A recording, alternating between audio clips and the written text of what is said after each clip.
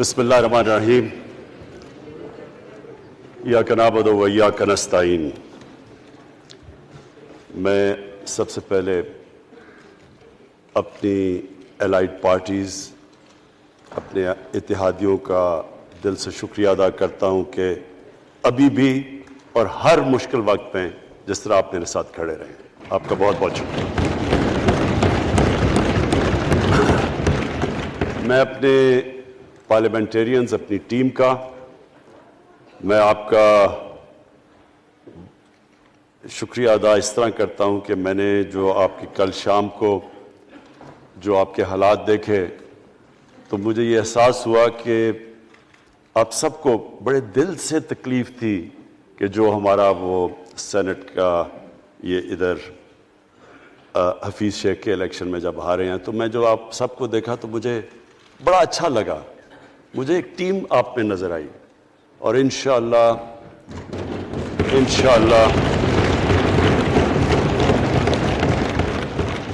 یہ ہماری ٹیم مضبوط ہوتی جائے گی، کیونکہ دیکھیں اللہ کہتا ہے کہ میں تمہارے ایمان کو بار بار آزماؤں گا۔ اللہ قرآن شریف میں ہمیں کہتا ہے۔ وہ کیوں کہتا ہے؟ وہ آپ کے ایمان کو آزماتا ہے مضبوط کرنے کے لیے۔ جب آپ ایک مشکل وقت سے نکلتے ہیں آپ اور مضبوط ہو جاتے ہیں۔ اللہ نے ایک انسان کو ایک ایسا چیز، ایک ایسا اس کا جو سب سے بڑی جو اس کی مخلوق ہے، اشرف المخلوقات، اس کو جو اللہ نے بنایا ہے، اس کے اندر اس نے ایک کنڈیشن لگا دی ہے کہ اگر آپ نے بڑا انسان بننا ہے تو مشکل وقت کا سامنا کرو، ریزسٹنس کے ساتھ جاؤ۔ جسم ہمارا یہ ہے، جسم کو ہم بھاری ویٹ اٹھاتے ہیں، جسم تکڑا ہو جاتا ہے۔ ذہن کو جتنا ہم آزمائیں گے اور آزمائشوں میں ڈالیں گے، سب سے بڑا جو پاور ہاؤس ہے وہ ہمارا ذہن ہے، وہ اور تکڑا ہو جاتا ہے، انسان تکڑا ہو جاتا ہے۔ پارٹی بھی تب تکڑی ہوتی ہے جب وہ مشکل وقت سے نکلتی ہے۔ آپ نے کسی کو تباہ کرنا ہے تو اس کو آرام کی زندگی دے دو، وہ تباہ ہو جاتا ہے، ڈکے کر جاتا ہے انسان۔ تو میں اپنی پارٹی کو آج خراج تحسین پیش کرتا ہوں کہ آپ اس مشکل وقت سے نکلے۔ بڑے مجھے انڈیویجول ایم این ایز کا پتہ ہے کہ انہوں نے کتنی کوشش کی یہاں پہنچنے کے لیے، آج اس ووٹ کے لیے، تو میں اور مجھے کئیوں کی طبیعت بھی ٹھیک نہیں تھی، تو میں آپ سب کا آج شکریہ ادا کرتا ہوں۔ آج میں اپنی پارلیمنٹری پارٹی کے ساتھ بھی، اور جو میری عوام آج یہ دیکھ رہی ہے، میں اس کے سامنے جو بات رکھنا چاہتا ہوں وہ یہ کہ دیکھیں ہمیں یہ کبھی بھولنا نہیں چاہیے کہ یہ پاکستان کیوں بنا تھا۔ وہ ایک انگریزی کا ایک فریز ہے کہ نیشنز وداؤٹ اے ویژن ڈائی۔ قوم کا جب اپنا مقصد اپنے نظریے سے پیچھے ہٹتی ہے مر جاتی ہے قوم۔ قوم کسی مقصد کے لیے بنتی ہے۔ ہم اپنے وہ جب تک وہ پتہ نہیں ہم اپنے بچوں کو نہیں بتائیں گے، خود ہم جو آج لیڈرشپ ہے، میرا غلطی سے ہاتھ ادھر چلا گیا، ادھر کی لیڈرشپ میں کہہ رہا ہوں، جو ہماری لیڈرشپ ہے اس کو پتہ ہونا چاہیے کہ یہ بہت بڑا عظیم خواب تھا پاکستان کا۔ علامہ اقبال کو نہیں پتا تھا کہ اگر پاکستان بنے گا تو آج جس طرح ہمارے 20 کروڑ مسلمان ہندوستان میں رہ جائیں گے تو وہ تو سارے پاکستان میں نہیں آ سکتے تھے۔ تو علامہ اقبال کا کیا وجہ تھی پاکستان خواب دیکھنے کی؟ ان کی وجہ یہ تھی کہ ہم نے ایک دنیا کو مثال دینی تھی، کہ اصل میں ایک ماڈل بنانا تھا کہ اصل میں ایک اسلامی ریاست کیا ہوتی ہے۔ اور وہ بیس کس کے اوپر کر رہے تھے پاکستان کی اسلامی فلاحی ریاست جو ہماری آبجیکٹو ریزولوشن میں ہے؟ نبی صلی اللہ علیہ وسلم کی مدینہ کی ریاست، جو ان کی سنت تھی، جو دنیا کی تاریخ کی پہلی فلاحی ریاست بنی تھی، جس میں بہت بڑے بڑے ماڈرن جو آج کے پرنسپلز، وہ پرنسپلز طے کیے گئے تھے. وہ ریاست بنی تھی، اور وہ ریاست ایک ماڈل ایسا تھا کہ اس کے بعد ایک جن کو کوئی جانتا ہی نہیں تھا، ایک قوم، ایک عرب قبیلوں میں تقسیم ہوئی قوم جس کی حیثیت ہی کوئی نہیں تھی، ان اصولوں کے اوپر چلتے ہوئے یہ دنیا کی تاریخ کا معجزہ ہے جو ہوا اس کے بعد. یہ میں نے شفقت محمود کو کہا بھی ہے کہ ہمارے بچوں کو ہر سکول، چاہے وہ انگلش میڈیم، چاہے اردو میڈیم، چاہے دینی مدرسے، سب کو 8، 7، 8 اور 9 کلاسز میں باقاعدہ سبجیکٹ پڑھائیں کہ نبی صلی اللہ علیہ وسلم کی جو زندگی تھی اور جو مدینہ میں کیا وہ کیا تھی.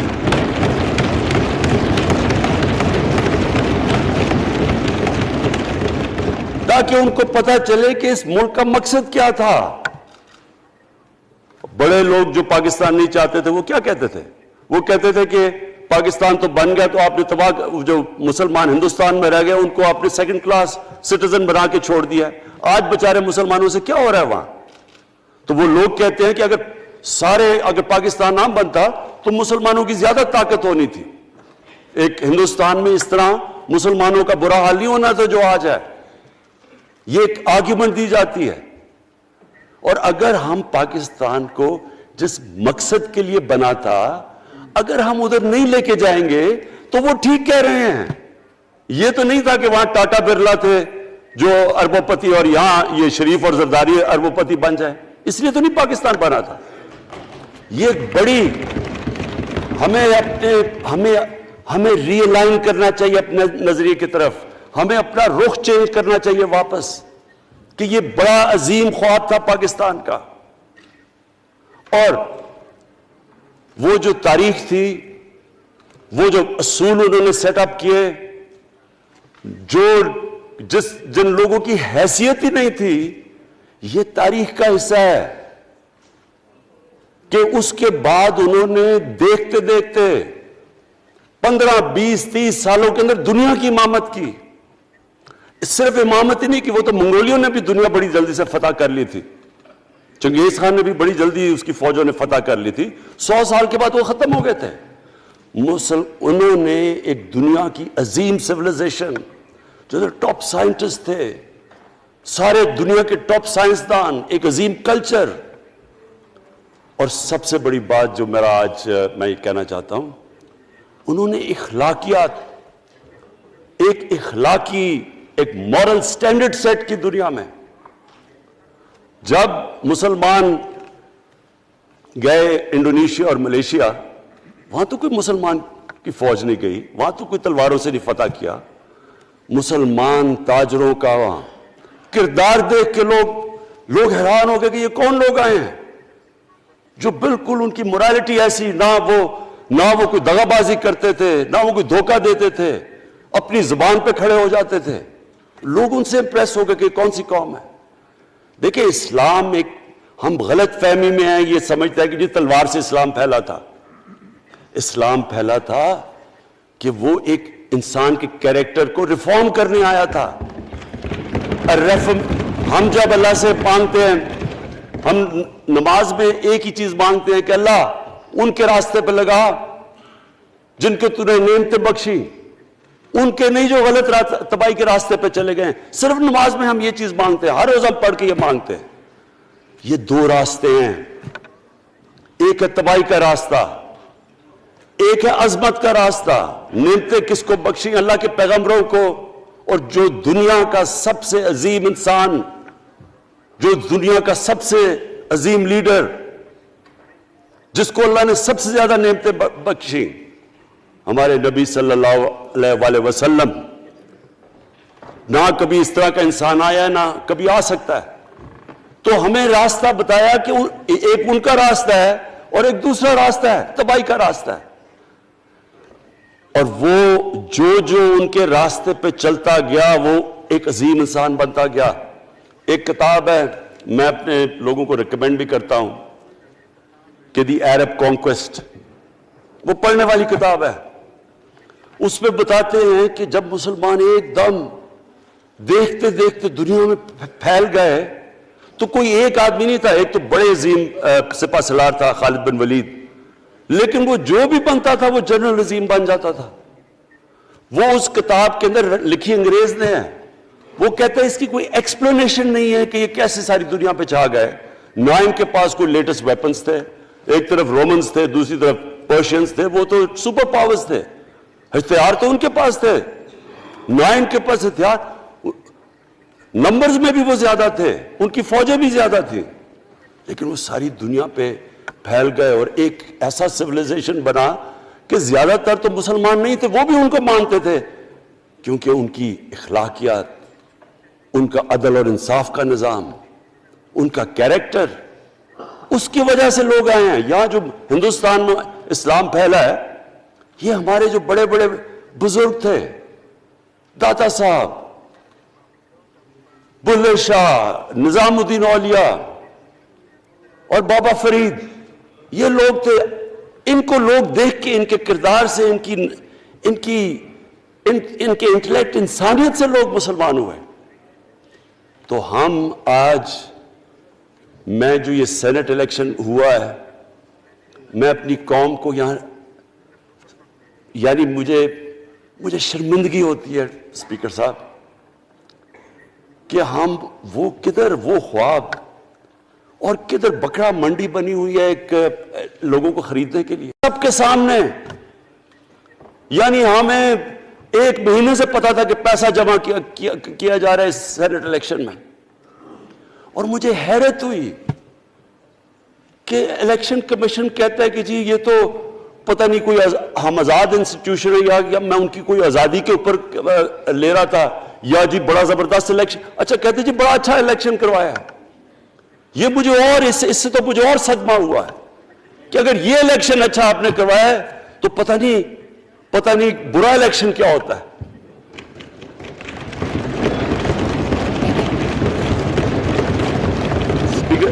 اسپیکر صاحب یہ دیکھیں، مجھے یہ افسوس یہ ہوتا ہے کہ ہم ایک چیز سمجھتے نہیں ہیں. ہم کہتے ہیں نا جی ہمارے معاشی حالات بہت برے ہیں. دیکھیں جی ہماری ڈیفیسٹ تھے، یہ ہمارے کرنٹ اکاؤنٹ، یہ جو بھی ہم کہتے ہیں، قرضے چڑھے ہوئے ہیں. یہ جو قرضے چڑھے ہوئے ہیں یہ ایک بیماری کے سمٹمز ہیں. بیماری کچھ اور ہے. اخلاقی طور پہ ہماری قوم کو تباہ کیا ہے، پھر معاشی تباہی آتی ہے. آج مجھے ایک ملک کا بتا دیں جس کی اخلاقیات اوپر ہو، جن کے مورل سٹینڈرڈز اوپر ہوں اور وہ غریب ہو. ایک ملک مجھے بتا دیں، اور کوئی ملک مجھے بتا دیں جتنا مرضی پیسہ ہو، وسائل ہو، سب کچھ ہو، لیکن وہاں کی بھی جو لیڈرشپ کرپٹ ہو، وہ مجھے بتا دیں کہ اس میں خوشحالی ہو. دیکھیں یہ ساتھ ساتھ جاتا ہے. اس وقت کیا ہوا تھا مدینہ کی ریاست میں؟ کیا انہیں کوئی سونا تیل مل گیا تھا؟ کیا ہوا تھا؟ کوئی ان کے پاس کوئی پیسے آ گئے تھے؟ کیسے وہ اوپر اٹھ گئے تھے؟ کوئی انہوں نے قرضے لیے تھے؟ کس طرح اٹھے تھے اوپر؟ دنیا کے عظیم لیڈر نے ان کی اخلاقیات اٹھا دی تھی. صادق اور امین،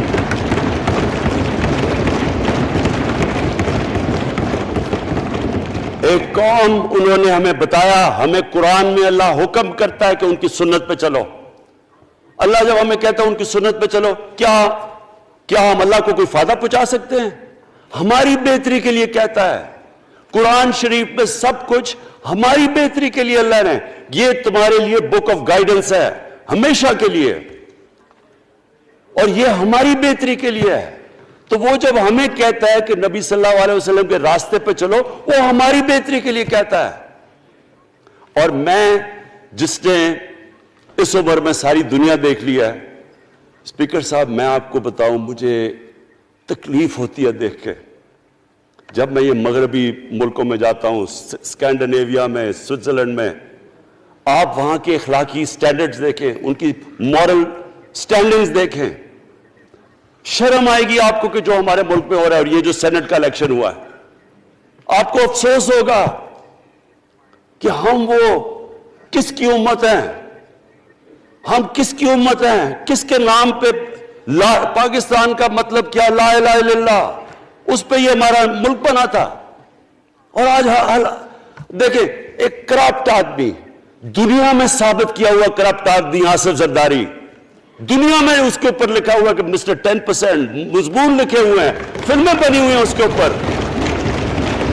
اور اس ملک میں لوگ کہیں جی ایک زرداری سب پہ بھاری، کیا کہ وہ رشوت دیتا ہے اس لیے سب پہ بھاری ہو گیا؟ کیا یہ ہمارا ملک؟ دوسری طرف دیکھیں، دوسری طرف یہاں بیٹھے ہوئے ہمارا لیڈر نواز شریف، اور نواز شریف ایک ڈاکو، ملک کو 30 سال سے لوٹ کے ملک سے باہر بھاگا ہوا ہے، جھوٹ بول کے باہر بھاگا ہوا ہے، سارے ملک کے سامنے ہمیں کیبنٹ میں ہم نے 6 گھنٹے میں بتایا جی اس کو یہ بھی بیماری ہے، اس کو یہ بھی بیماری ہے، اس کو یہ بھی بیماری ہے، وہ شاید وہ جہاز پہ بھی نہ چڑھ سکے، وہ شاید مر جائے گا۔ شیرین کے آنسو آ گئے کیبنٹ میں، اور شیرین کے آنسو آنے آسان کام نہیں ہے اسپیکر صاحب۔ تو ہم نے اس کو وہاں جیسے وہ جہاز پہ چڑھا، جیسے وہاں گیا وہ ایک دم ہی تبدیل، اور آج وہاں جا کے تقریریں کر رہا ہے، وہاں بیٹھ کے اسکیمیں کر رہا ہے، وہاں بیٹھ کے پلاننگ کر کے جی اسے اتنا پیسہ دو، ادھر پیسہ کھلاؤ۔ ساری ان کی ایک کوشش ہے، جب سے ہم 2.5 سال سے حکومت آئی ہے، یہ سارے بڑے بڑے ڈاکو اکٹھے ہو کے یہ سمجھ رہے ہیں کہ عمران خان کو کرسی کا اتنا شوق ہے کہ اس کے اوپر اتنا پریشر ڈالو کہ یہ جی ہمیں جس طرح جنرل مشرف نے NRO دیا تھا یہ بھی دے دے گا۔ جنرل مشرف، فوج اس کے نیچے، عدلیہ اس کے کنٹرول میں، ساری میں کیونکہ میں ادھر ممبر پارلیمنٹ تھا، اپوزیشن نہ ہونے کے برابر، جو اپوزیشن کے اندر جو مین آدمی تھا فضل الرحمان، وہ اس کے ساتھ ملا ہوا تھا، وہ 2 نمبر ہمیشہ سے تھا، رائٹ۔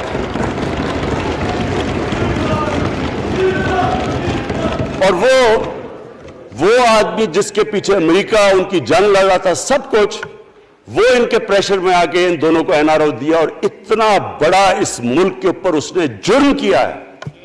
ان دونوں نے آ کے NRO لے کے دونوں ہاتھوں سے ملک لوٹا، اس کے بعد دونوں نے اس ملک کے اوپر 4 گنا زیادہ قرضہ چڑھایا۔ اسپیکر صاحب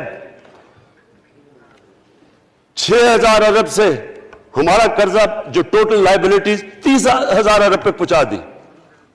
آج ہمارے اوپر کیا مسئلہ ہے؟ ہمیں یہ قرضوں کی قسطیں دیتے ہوئے بیچارے لوگوں کے اوپر بوجھ ڈالنا پڑتا ہے۔ یہ جو مہنگائی ہے اس کے بعد میں بعد میں بات کرتا ہوں، لیکن میں پہلے یہ بات کمپلیٹ کر لوں کہ دیکھیں اسپیکر صاحب، میں یہ 2.5 سال سے تماشا دیکھ رہا ہوں۔ یہاں پہلے دن پرائم منسٹر بن کے پرائم منسٹر تقریر کرنے جا رہا ہے، کھڑے ہو کے تقریر نہیں کرنے دی۔ کیوں تقریر نہیں کرنے دی؟ کیونکہ ان کو پہلے دن سے ڈر تھا کہ یہ ہمارے جو کرپشن کے کیسز یہ معاف نہیں کرے گا۔ کرپشن کے کیسز ہم نے نہیں بنائے تھے اسپیکر صاحب، یہ سارے ان کے دور کے کیسز بنے ہوئے ان کے اوپر۔ آپس میں تو ان کا مکمکا تھا، اپنا نیب کا چیئرمین آپس میں مل کے کیسز ان کے بند کر رہا ہے۔ عدلیہ اس وقت کی عدلیہ وہ ان کے ہاتھ میں تھی، ان کو تو مسئلہ ہی کوئی نہیں تھا۔ وہ $60 ملین آصف زرداری کا سوئٹزرلینڈ میں پڑا ہوا ہے، وہ جج کہہ رہا ہے کہ واپس لے کے آؤ۔ وہ یوسف رضا گیلانی جو یہاں سے سینیٹر بنا ہے، وہ پاکستان کا $60 ملین پڑا ہوا ہے سوئٹزرلینڈ میں، وہ جج کہہ رہا ہے کہ واپس لے کے آؤ، وہ کہتے نہیں جی میں نہیں خط لکھتا۔ بھئی آپ کے باپ کا پیسہ تھا، پاکستانی قوم کا پیسہ تھا، اس کے اوپر وہ ڈسکوالیفائی ہو جاتا ہے۔ وہ ایسے پھر ہے جس طرح نیلسن منڈیلا کہیں ڈسکوالیفائی ہو گیا۔ اسپیکر صاحب میں یہ چیزیں آپ کو اس لیے بتا رہا ہوں، میں تو ان کو 30 سال سے جانتا ہوں۔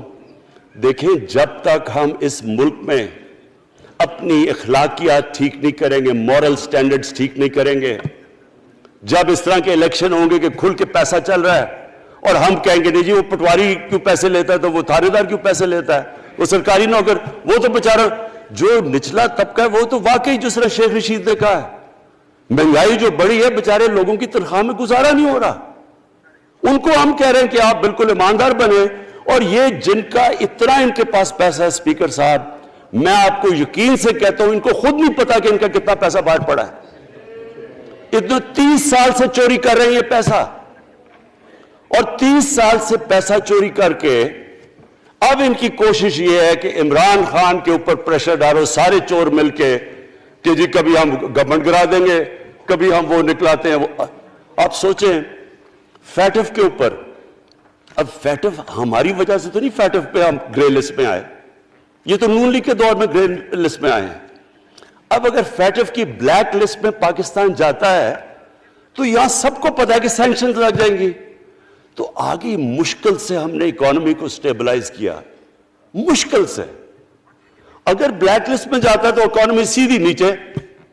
آج جو لوگوں کو مشکل پڑی ہوئی ہے، اور مشکل پڑی ہوئی ہے ہمارے لوگوں کو مہنگائی کی، اس کی وجہ یہ ہے کہ ہمارا روپیہ جو تھا تقریباً 107 روپے کا، آج 160 روپے کا۔ تو جب روپیہ گرتا ہے تو ساری چیزیں باہر سے مہنگی ہو جاتی ہیں، پٹرول، ڈیزل، بجلی۔ اب بجلی کی آدھی بجلی ان سے باقی ڈالر کانٹریکٹس کے اوپر بجلی کے کانٹریکٹ سائن کیے ہوئے ہیں، وہ سب کچھ باہر سے، دالیں مہنگی، جو چیز باہر سے امپورٹ کرتے ہیں، گھی مہنگا، ساری چیزیں مہنگی ہو جاتی ہیں۔ تو یہ سوچ لیں کہ اگر ہمارے اوپر سینکشنز لگ جائیں، اگر ہمارے اوپر فیٹف کی سینکشنز لگ جاتی تو یہ تو آپ تو سوچ ہی نہیں سکتے کہ یہ ملک میں کیا حال ہونا تھا۔ تو ہم اپنے ملک کے لیے فیٹف کی ریکوائرمنٹ پر لیجسلیشن کروا رہے ہیں، اور انہوں نے جناب اتنا بڑا وہ پکڑا، اتنا بڑا وہ لا دیا جی، اتنا بڑا جی، یہ 34 شکیں چینج کر دیں نیب میں۔ اب نیب کا فیٹف سے کیا تعلق ہے؟ انہوں نے سمجھا کیا عمران خان قابو آ گیا، اب تو یہ ڈر کے فیٹف کی بلیک لسٹ سے اب تو جناب ہمیں یہ 34 شکیں سائن کر کے تو نیب کو ختم کر دے گا۔ مطلب یہ کہ صرف ان کی چوری کے کیسز ختم ہو جائیں، بس ون پوائنٹ ایجنڈا ان کا۔ اور میں نے آپ کو پہلے دن یہاں سے کہا تھا، پہلے دن یہاں کھڑے ہو کے میں نے کہا تھا کہ ان کا صرف ون پوائنٹ ایجنڈا، میں ان کو جانتا ہوں، جب یہ سارے اپوزیشن میں میرے ساتھ تھے، ان کا صرف ایک خوف ہے کہ یہ این آر او نہیں دے گا، لہٰذا اس کو اتنا بلیک میل کرو، اور اب فیٹف کے اوپر تو یہ پھنس گیا ہے تو اب اس سے لے لو، اس سے کنسیشن لے لو تاکہ نیب ختم ہو جائے۔ اب سوچیں کیا ان کو ملک کا فکر ہے؟ کیا ان کو نہیں پتا تھا کہ کیا ہونا ہے اگر فیٹف کی بلیک لسٹ پہ چلے جاتے ہیں؟ اس کے بعد انہوں نے جلسے کرنے کی کوشش کی، بڑا جی پبلک نکالیں گے ہم، مینار پاکستان کے اندر جلسہ۔ مینار پاکستان کا یہ جانتے نہیں، دیکھیں ان کے بھی آ گئے ایک شہزادہ ایک شہزادی جنہوں نے زندگی میں کبھی کام کیا نہیں ہے، نہ ان کو پتہ ہے کہ سٹرگل ہوتی کیا ہے۔ جناب مینار پاکستان خود ہی اخباروں کے اندر اپنے آپ کو پیسے خرچ کر کے اخباروں میں ذرا نمایاں کر کے جناب انہوں نے مینار پاکستان میں جلسہ کر لیا۔ اب میں تو جانتا ہوں مینار پاکستان، اور میں تو اپنے لاہور کو بھی جانتا ہوں، میں تو اپنے لاہور شہر کو بھی جانتا ہوں۔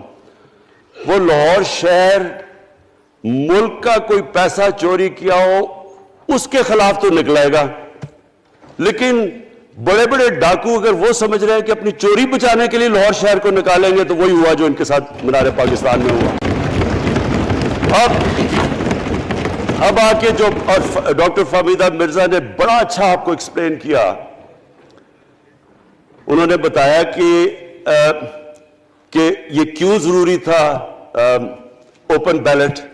انہوں نے بتایا کہ الیکشن کمیشن کی تو ریکوائرمنٹ ہے کہ آنسٹ ہو، فری اور فیئر الیکشن ہو۔ تو انہوں نے 2008 میں چارٹر آف ڈیموکریسی میں کہا ہوا کہ جی اوپن بیلٹ ہونی چاہیے، دونوں پارٹیز نے۔ اور اس کے بعد ایک دم وہاں سے دونوں سب ادھر سے بھاگ کے اور کہتے نہیں جی خفیہ بیلٹ ہونی چاہیے۔ میں نے تب کہہ دیا کہ خفیہ بیلٹ کا ایک مقصد تھا، سارے مل کے کوشش کریں گے کہ حفیظ شیخ کو ہرائیں، اور وہ جو آدمی جیتا ہے پاکستان کا کرپٹ ترین آدمی۔ میں ایک چیز آپ کو آج کہتا ہوں، یوسف رضا کے آپ صرف ایسٹس دیکھ لیں، پرائم منسٹر بننے سے پہلے تھے اور اس کے بعد کیا ایسٹس ہیں، بس ایک چیز دیکھ لیں، کوئی آپ کو کچھ کرنے کی ضرورت نہیں ہے، آپ کو پتا چلے گا انہوں نے اس نے کیا کیا اپنے زمانے میں۔ تو اس کو لا کے یہاں بٹھا کے تو جناب انہوں نے سارا پیسہ لگا کے، اور ہمیں سب پتا تھا کیا ہو رہا ہے، اور اس کو جا کے جناب انہوں نے ہروا دیا حفیظ شیخ کو۔ اب کیا پیغام گیا سارے ملک میں؟ اس کا میں نے کیوں یہ آج ووٹ آف کانفیڈنس لی ہے، اس کا کیا پیغام گیا دنیا میں؟ سارے لوگوں کے سامنے اوپن ہارس ٹریڈنگ، لوگوں کو راتوں کو کال کر رہے ہیں، یا میں تو خاص داد دینا چاہتا ہوں، میرے ممبرز بیٹھے ہیں، خواتین بیٹھی ہیں جن کو کالیں گئی ہیں رات کہ جی 2 کروڑ سے ریٹ شروع ہوگا، ہم آپ کو آگے پیسے دیں گے، ان کو ساروں کو پیسے آفر کر رہے ہیں۔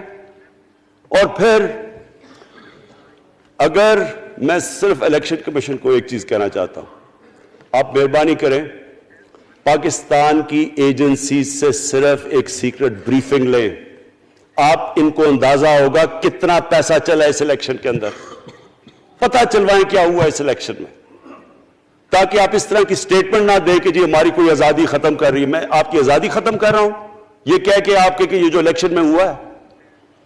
اسپیکر صاحب، میں آج اس اوکیزن کے اوپر، کیونکہ مجھے اس پہ کافی، میں 2.5 سال یہ بڑی چیزیں برداشت کرتا رہا ہوں، اور میں اس لیے صبر سے کرتا رہا ہوں کیونکہ ملک اتنا ہمارا مشکل میں ہے۔ جو ہمیں ٹائم ملا جب میری گورنمنٹ آئی، میں آپ کو یقین سے کہتا ہوں کہ ساری زندگی میری تو سٹرگل میں گزری۔ جو بھی آپ انسان کسی چیز میں کمپیٹ کرتا ہے، اگر آپ نے ملک میں اپنے سب سے ٹاپ 11 کھلاڑیوں میں پہنچنا ہے تو ایک بہت سارے ملک میں مقابلہ کر کے آپ وہاں پہنچتے ہیں، اس میں ایک بڑی سٹرگل ہوتی ہے، اونچ نیچ ہوتی ہے بڑی۔ اور پھر اگر آپ کو دنیا کے لیول پہ آپ کو اپنا، اگر آپ کو منوانا ہے، اس کی اور ایک سٹرگل ہوتی ہے۔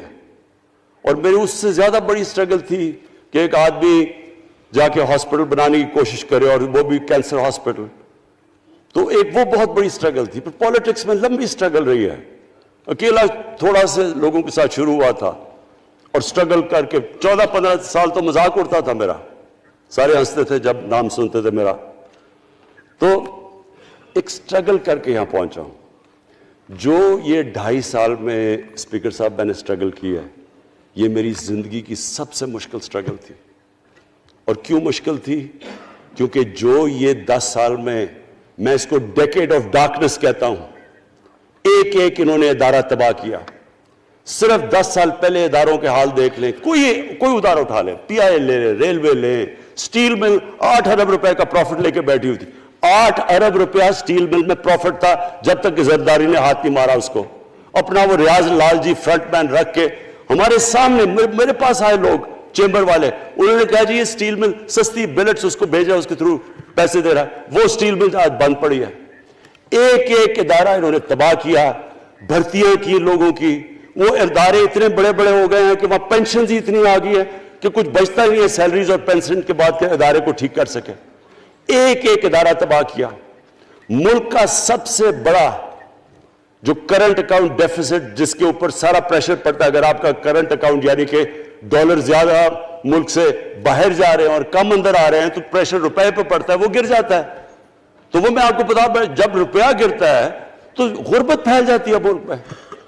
تو سب سے بڑا current account deficit, fiscal deficits جو کہ آپ کی آمدنی اور خرچے، وہ بڑا ڈیفیسٹ، سارے ادارے خسارے میں۔ پاور کانٹریکٹس جو انہوں نے سائن کیے اسپیکر صاحب، یہ عمر ایوب آپ کو بتائے گا، وہ یعنی ایسے لگ رہا تھا کہ کسی دشمن نے آ کے ایک ملک کو نقصان پہنچانے کے لیے پاور کانٹریکٹ سائن کیے۔ ان کے اندر وہی پاور پروجیکٹس آپ کہیں اور دیکھ لیں، کسی اور ملک میں، بلکہ اپنے ملک میں دیکھ لیں، اور وہ دیکھیں کہ انہوں نے کس پیسے بنائے، وہ کس پیسے پہ۔ گیس کا کانٹریکٹ سائن کیا ہم نے آ کے اسی ملک سے 30% کم پیسے پہ گیس کا کانٹریکٹ سائن کیا، ان کا ہی کانٹریکٹ چینج کیا۔ ساری گورنمنٹ جب اوپر سے پرائم منسٹر لگا ہوا پیسے بنانے، پرائم منسٹر ایک نوکری کر رہا ہے کس کے لیے؟ ایک دبئی کی کمپنی کے لیے۔ کبھی دنیا میں سنا ہے اس طرح؟ کبھی یہ مذاق سنا ہے جی کہ ملک کا پرائم منسٹر کسی دنیا کو دبئی کی کمپنی کے اندر نوکری کر رہا ہے؟ ادھر سے یہاں ڈیفنس منسٹر، ان کا فورن منسٹر، وہ دبئی کی کمپنی سے نوکری کر رہا ہے۔ اور وہ ایک انٹیریئر منسٹر، وہ کوئی سنا ہے سنتری بنا ہوا تھا کسی سعودی عربیہ کی کمپنی میں، مجھے نہیں پتا. کبھی یہ سنا ہے یہ ملک سے کسی ملک سے ایسا مذاق ہوا ہے؟ یہ سارے طریقے تھے اس ملک سے پیسہ منی لانڈر کر کے باہر لے جانا. آج مجھے یہ بتائیں، میں یہ جو سارے ہماری اپوزیشن ہے، میں ان سے سوچتا ہوں، میں کئی دفعہ ان کی شکلیں دیکھ کے پوچھتا ہوں ان سے کہ کیا آپ واقعی سمجھتے ہیں کہ آپ دونوں کے لیڈر ایماندار ہیں؟ کیا یہ واقعی سمجھتے ہیں کہ ان کی جو یہ دولتیں بڑی ہیں یہ ایمانداری سے بنی ہیں؟ یعنی کیا ان کو کوئی ملک کی فکر نہیں ہے کہ یہاں کا پیسہ، کہ ان کے بیٹے ہیں، میں مجھے یہ بتائیں، 3 دفعہ ملک کا پرائم منسٹر، اس کے دونوں بیٹے باہر بیٹھے ہوئے ہیں. میں لندن کو جانتا ہوں اسپیکر صاحب، وہ اربوں اربوں روپے کی پراپرٹی ہے، وہاں کے بڑے بڑے رئیس ان ایریاز میں رہ سکتے جدھر ان کے 2 بیٹے رہ رہے ہیں. ملک سے بھاگ گئے. جی ہم پاکستانی شہری نہیں ہیں. کیوں پاکستانی شہری نہیں؟ کیوں یہاں بتا ہی نہیں سکتے کہ وہ پیسہ کدھر سے آیا جو انہوں نے اتنی بڑی پراپرٹیز لی ہوئی ہیں. اور یہ کچھ نہیں ہے جو انہوں نے بنامی پراپرٹیز لی ہوئی ہیں. کسی کو اندازہ ہی نہیں ہے ان کا کتنا پیسہ باہر پڑا ہے. زرداری کے پاس کیا تھا پہلے، اس کی جو باہر پراپرٹیز ہے. تو کیا ان لوگوں کو نہیں پتا کہ اس ملک کا پیسہ چوری کر کے یہ باہر لے کے جا رہے ہیں اور یہ پھر بھی ان کی سپورٹ کر رہے ہیں؟ اور یہ جو سینٹ کا الیکشن، کیا انہیں نہیں پتا کہ بڑا جی عقل مند پولیٹیشن ہے زرداری، لوگوں کو رشوت دے کے ان کو خرید رہا ہے؟ ساری قوم کے سامنے یہ ہو رہا ہے. میں یہ صرف آخر میں یہ کہنا چاہتا ہوں اس ایشو کو ختم کرتے ہوئے کہ دیکھیں اسپیکر صاحب، کوئی ملک آگے نہیں بڑھ سکتا ایسے. میں اکیلا عمران خان کو کرپشن کر کے کرپشن نہیں ٹھیک کر سکتا. میں عدلیہ کو کیا، کیسز تو عدلیہ میں یا نیب کے اندر ہے، میرا تو ان کے اوپر کوئی کنٹرول نہیں ہے.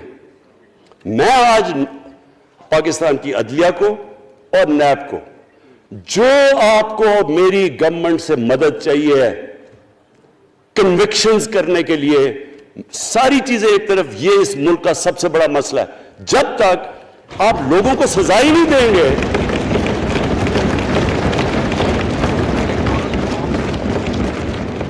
جب تک لوگوں کو سزا ہی نہیں ملیں گی. دیکھیں جی، کسی معاشرے میں جب سزا اور جزا ہی نہیں ہے، صرف غریب آدمی جیل میں جائے، طاقتور جلسے کرنے شروع ہو جائے کہ جی مجھے این آر او دو، وہ نیب کے عدالت سے نکلتے ہیں، پھول پھینک رہے ہیں ان کے اوپر. اربوں روپے کی چوری کی ہوئی ہے انہوں نے. وہ تو اسپیکر صاحب، میں ایک معاشرہ کرپشن کے خلاف لڑتا ہے. آپ جتنے مرضی قانون بنا دیں، وہ کرپشن کے خلاف، وہ کرپشن نہیں ختم کر سکتے. معاشرہ فیصلہ کرتا ہے کہ ہم نے اس ملک میں کرپشن نہیں ہونے دینی. معاشرے کی اخلاقیات ایسی ہونی چاہیے کہ جو کرپٹ آدمی ہو وہ کبھی اس کی شکل نہ دکھا سکے پبلک کے اندر. جو میڈیا کا رول ہے، میں اپنے میڈیا والوں کو بھی کہنا چاہتا ہوں، جو اسحاق ڈار سے کیا تھا ہارڈ ٹاک میں اسٹیون سیکر نے، وہ ہر جگہ یہ ہوگا. آپ جب بھی کسی بھی مغربی معاشرے میں کسی نے پبلک کا پیسہ چوری کیا، اس کی جرات نہیں ہوگی ٹی وی پہ جانے کے لیے. میں نے تو وہاں دیکھا ہوا ہے، بڑے بڑے نام، ایک دھبا لگتا ہے آپ کے اوپر کرپشن کا کیس، آپ سارے میڈیا سے باہر ہو جاتے ہیں. یا ہر روز شام کو بیٹھ کے اربوں روپے کی کرپشن کی ہوئی ہے، ان کو کسی نے قتل کیے ہوئے ہیں، اور آرام سے بیٹھ کے جناب میں لیکچر دے رہے ہوتے ہیں. اسپیکر صاحب، معاشرہ لڑتا ہے، اس کے اندر ہمیں سب کو مل کے اپنے ملک کو اگر بچانا ہے، معاشی طور پہ بھی بچانا ہے، پہلے ہمیں اپنے اخلاقی سٹینڈرڈز ٹھیک کرنے پڑیں گے. سارے ملک کو مل کے لڑنا پڑے گا. اگر ہم نے اپنے بچوں کے مستقبل کو بچانا ہے، اپنی آنے والی جنریشنز کو بچانا ہے، اس ملک کو ایک عظیم ملک بنانا ہے، تو وہ شروع ہوگا جب ہم مدینہ کے ریاست کے سب سے بڑے اصول عدل اور انصاف، کیونکہ انصاف اور عدل جب ایک معاشرے میں آ جاتا ہے، جب ایک معاشرہ کھڑا ہو جاتا ہے میریٹوکریسی کے اوپر، جب ایک معاشرے میں صرف ایک جو کرپٹ جتنا مرضی طاقتور ہو وہ جیل میں جاتا ہے اور عام آدمی اوپر آ سکتے ہیں، وہ معاشرہ تب آگے بڑھتا ہے. تو میں میں صرف اس کے اوپر یہ کہنا چاہتا ہوں کہ مجھے ساری قوم کی اس میں مدد کی ضرورت ہے. میں اپنی ساری زندگی کوشش کر چکا ہوں اور کرتا رہوں گا. میں تو اپنی پارٹی کو یہ بھی کہا تھا کہ اگر میری پارٹی ساری بھی چھوڑ دے میں اکیلا بھی ان کے خلاف لڑتا رہوں گا. میں تو کبھی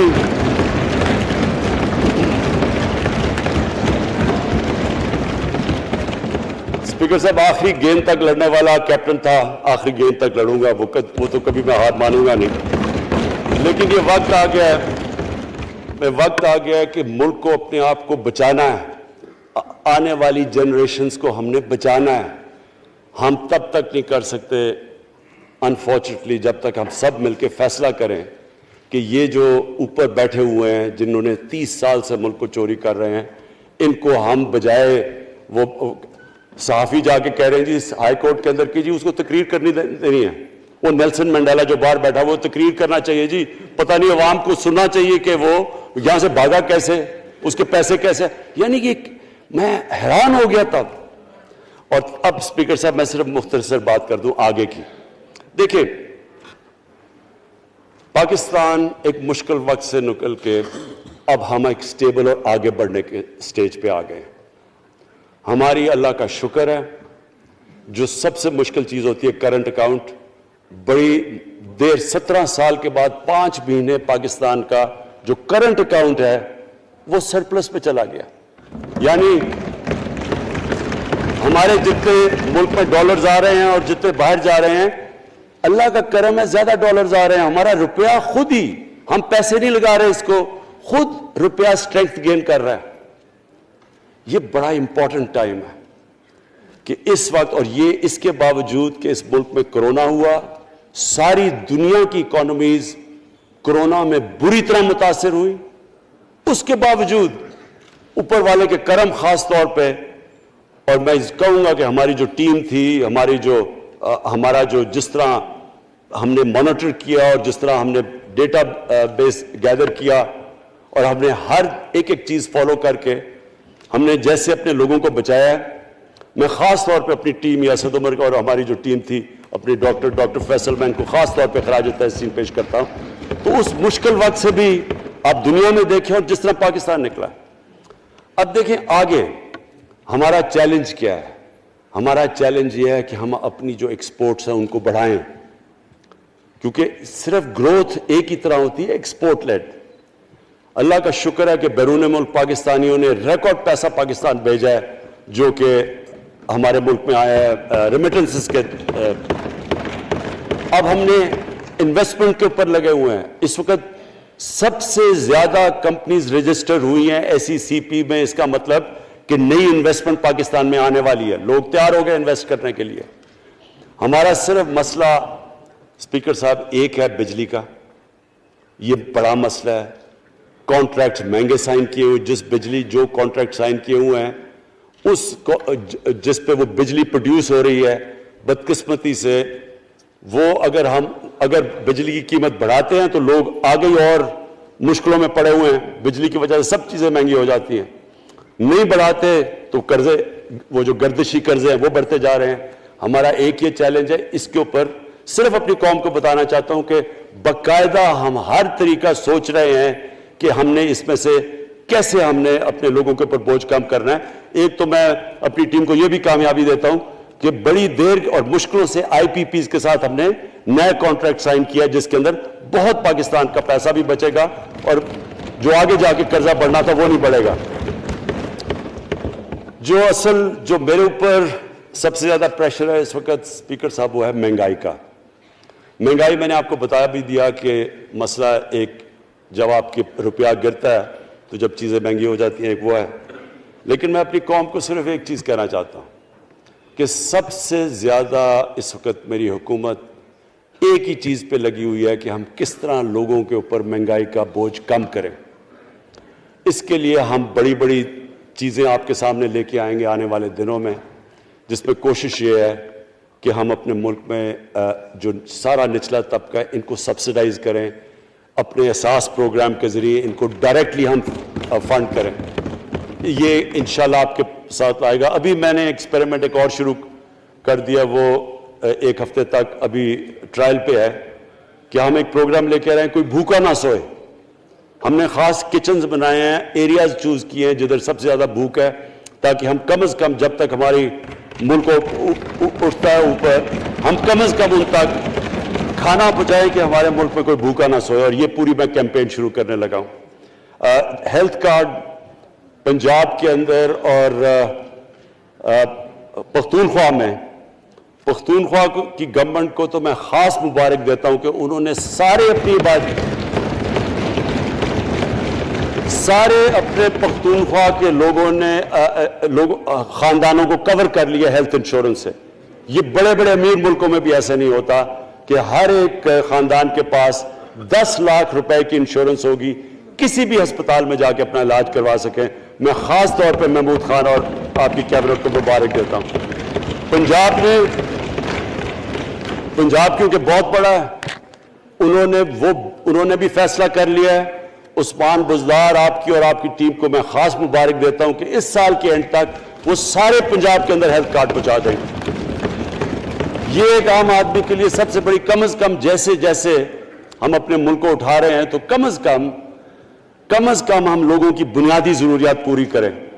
اور جو کسان ہیں جی, کسانوں کے لیے ایک بڑا زبردست پروگرام لے کے آ رہے ہیں. اس کے اوپر بھی ہم نے بڑا برین سٹارمنگ کی ہے کہ کیسے ہم کسان کی مدد کر سکتے ہیں. پرابلم تو ہمارے پاس یہ ہے نا کہ جتنا ہم پیسہ اکٹھا کرتے ہیں آدھا پیسہ قرضوں کی قسطوں پہ چلا جاتا ہے, تو پیسہ کم بچتا ہے. لیکن ہم نے فیصلہ کیا کسانوں کے اوپر ہم خاص زور دینے لگے ہیں, تاکہ وہ بعد میں بات کروں گا. تو 2 چیزیں اور جی. دیکھیں, میں قوم سمجھتی ہے نا کہ اب ہم کیسے یہ جو قرضے ہمارے اوپر چڑھے ہوئے ہیں ان سے کیسے نکلنا ہے. اس سے صرف ایک ہی طریقہ نکلنے کا کہ ہم اپنے ملک میں دولت کے اندر اضافہ کریں, ویلتھ کریشن کریں. اس کے لیے ہم کیا کرنے جا رہے ہیں؟ اس کے لیے ہم نے میگا پروجیکٹس بنائے ہوئے ہیں. ایک ہے راوی سٹی لاہور, دوسرا اس وقت ایک والٹن کے اوپر ایک ہم بزنس سینٹر بنانے لگے ہیں لاہور کا, وہ بہت میگا پروجیکٹ ہے. اور پھر تیسرا جو ہے ایک جزیرہ بنڈل آئلینڈ کراچی سے تھوڑے 1-2 کلومیٹر کے فاصلے پہ. ان سے یہ کیوں کرنے جا رہے ہیں, میں صرف لوگ سمجھیں کہ کیوں. ایک تو یہ ہمارے شہر پھیلتے جا رہے ہیں, جتنا شہر پھیلتا جائے گا نہ آپ ان کو سیوریج دے سکتے ہیں, نہ پانی دے سکتے ہیں, نہ صفائی کر سکتے ہیں. تو جو دنیا کے ماڈرن سٹیز ہیں وہ اوپر جاتے ہیں, یعنی وہ بلڈنگ اوپر جاتی ہے, بجائے اگر آپ پھیلتے جائیں تو مشکل ہو جاتا ہے سرو کرنا. تو ایک تو ماڈرن سٹیز پہلی دفعہ بنا رہے ہیں پاکستان میں اسلام آباد کے بعد. ایک وہ راوی سٹی, وہ بہت ضروری ہے. اس سے لاہور کا جو پانی نیچے جاتا جا رہا ہے وہ ہم وہاں بیراج بنا کے پانی اس کا بچانے لگے ہیں. اور دوسرا ماحولیات کے لیے وہاں ہم بہت بڑے پیمانے پہ اربن فارسٹ اور درخت اگانے لگے ہیں, کیونکہ وہاں لاہور میں بہت بڑا پرابلم ہے اس کا. وہی بنڈل آئلینڈ کا بھی مقصد یہ ہے کہ وہاں سارا سیوریج جا رہا ہے کراچی کا, اس کی سیوریج کو ٹریٹ کریں اور ایک ماڈرن سٹی بنائیں, بجائے کراچی پھیلتے پھیلتے حیدرآباد پہنچ جائے, ایک پوری اوپر سٹی بنائیں جو ایک ماڈرن سٹی ہو. تو لیکن اس کا اصل مقصد یہ ہے کہ اس سے پیسہ جنریٹ ہوگا, اربوں کھربوں روپیہ ہم جنریٹ کریں گے, اور اس پیسے سے ہم پھر یہ قرضے واپس کریں گے. اور دوسری چیز, باہر سے انویسٹمنٹ آئے گی. بیرون ملک پاکستانی جو سب سے بڑا ملک کا احساس ہے, وہ باہر آ کے وہ ان کے اندر انویسٹ کرنے کے لیے تیار ہے, ان بڑے بڑے پروجیکٹس کے اندر. اور جیسے فورن ایکسچینج آئے گا ہمارے ریزروز بڑے ہوں گے, ہمارا روپیہ سٹیبل ہوگا, اور اس سے جو ویلتھ کریشن ہوگی اس سے ہم پھر اپنے قرضے واپس کریں گے. اس کے علاوہ 50 سال کے بعد 2 بڑی ڈیمز بن رہی ہیں. پاکستان کی تاریخ میں صرف 2 بڑی ڈیمز تھیں, اب یہ 2 اور بادشاہ ڈیم اور مومن ڈیم بنا رہے ہیں. لیکن مجھے جو آخر میں بات کہنی ہے اسپیکر صاحب وہ یہ کہ پاکستان کو آگے بڑھنے سے کوئی نہیں روک سکتا انشاءاللہ.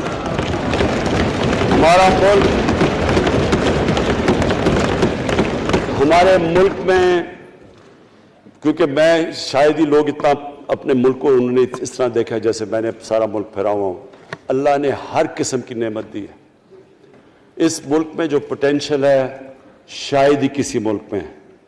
اس کا جو لوکیشن ہے جیو اسٹریٹجک وہ بھی شاید ہی کسی ملک کے پاس ہے. 12 موسم اللہ نے دیے ہوئے ہیں یہاں اوپر سے لے کے نیچے تک, کچھ بھی اگا سکتے ہیں. زرخیز زمین ہے جس کو ہم صحیح طرح استعمال نہیں کر پا رہے کیونکہ ہماری ساری پروڈکٹیوٹی بڑی کم ہے, ٹیکنیکس بڑی پرانی ہیں. چائنا کے ساتھ مل کے اس طرف بھی ہم جا رہے ہیں کہ اپنی پروڈکٹیوٹی بڑھانے کے لیے. اس ملک کے اندر سب سے بڑی چیز ایک نوجوان آبادی ہے. اور آگے جو ایک جو جسے کہتے ہیں کہ اگلی جو ریولوشن, 4th انڈسٹریل ریولوشن کے بعد یہ جو ٹیکنالوجی کی ریولوشن آ رہی ہے, اس میں ہمارے پاس ایک ینگ آبادی ہے اور اس کے اوپر اب ہم پورا زور لگائیں گے. اور انشاءاللہ یہ جو ہماری آبادی ہے یہ ہی ایک ینگ آبادی پاکستان کو اٹھا دے گی اگر ہم ان کو صحیح معنی میں ٹیکنیکل ایجوکیشن دے دیں. جو میں الیکشن کمیشن کیونکہ بڑے ناراض ہو گئے تھے کہ میں نے کہا وہ الیکشن کے اوپر میرے کامنٹس تھے, میں ان کو یہ کہہ دوں کہ ہم نے یہ فیصلہ کیا ہے الیکٹرل ریفارمز کا. ہم اب ٹیکنالوجی کے اوپر وہ جو EVM مشینز ہیں, الیکٹرانک مشینز لے کے آئیں گے.